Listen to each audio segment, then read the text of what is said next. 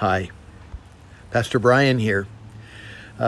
Joyce and I are just about ready to take off on a cross-country road trip to our new home in Connecticut. You can see here the car is packed and just about ready to go. And it's going to be a while before I am able to reconnect with you. But Lord willing, I will be back. But I wanted to leave us with a thought. With all the crazy things that are going on in our world, seemingly crazier than they've ever been, I know we got, what in the world is going on here? And as believers in Jesus Christ, what a hope that we have. You know, he says in 1 Thessalonians chapter 4, the Lord himself shall descend. That day is coming. The Lord himself shall descend with a shout, with the voice of the archangel, and with the trumpet of God. And the dead in Christ shall rise first. You know, they are with Christ in heaven right now, but they're going to have a bodily resurrection, just like Jesus did on Easter Sunday when he came back into that body and had a resurrection.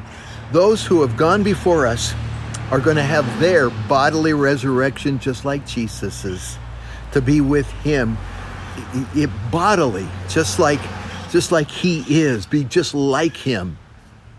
And so it says, the dead in Christ will rise first, then we who are alive and remain will be caught up together with them in the clouds to meet the Lord in the air. In other words, he's not coming clear back to earth. He's coming into the air and he's taking us to be with him. 1 Corinthians 15 says it'll happen in the twinkling of an eye, because this corruptible body must put on incorruption. This mortal body must put on immortality, and we'll instantly be with Christ. What a wonderful hope. A generation of believers that will not taste physical death, but instantly be changed and be in the presence of the Lord in the twinkling of an eye. And he said, therefore, and thus we will always be with the Lord. Therefore, comfort one another with these words. Great comfort there. That's what we have to look forward to. But in the next chapter, right after that, in chapter 5, 1 Thessalonians, he says, and of the times and the seasons, you have no need for me to write to you. In other words, you know, he goes on to say that the Lord's coming will be like a thief in the night. In other words, we don't know when it's going to be. It could be any time. And we have no idea exactly when it's going to happen. But he says, he goes on and says, and they'll be saying, you know, the world will be saying, when they're saying peace and safety, everything's carrying on, everything's going on, nothing's changing really, then sudden destruction will come upon them and they will not escape.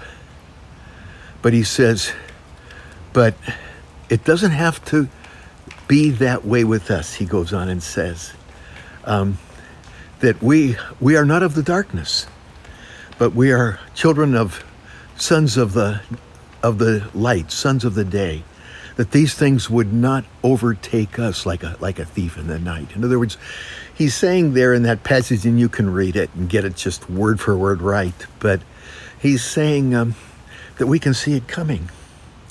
We can know it's near.